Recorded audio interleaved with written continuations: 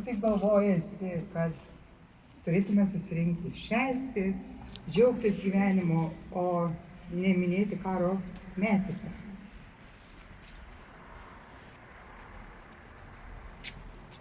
Todėl kažkaip norėtųsi, kai kažkada buvom susirinkę Pakruojo spaustuvėje ir kalbėjom apie tą Dievo angelą, tai labai norėtųsi, kad tas Dievo angelas išgirstų ir saugotų mūsų žemę nuo nelaimių, bėdų, nuo karo. Ir šiandien norėtųsi pasiųsti mūsų kaimynei Ukrainai stiprybės, visiems žmonės, kurie išgyvena skausmą, apkabinti, kad šilumą pajaustų. Nežinau, ar mes čia iš tikrųjų sudėtinga kalbėti yra.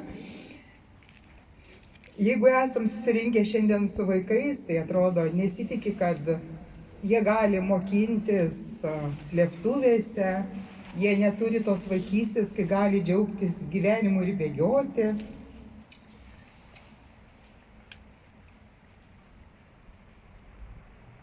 Daug tokių jautrių akimirkų, manau, kiekvienam yra širdyje.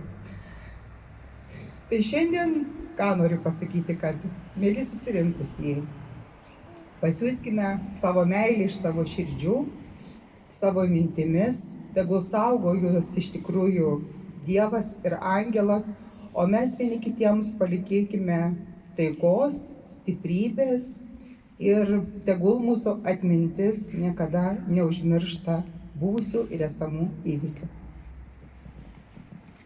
Ačiū labai už jautrius žodžius Seimo nariai Ilonai Gelažnikienei.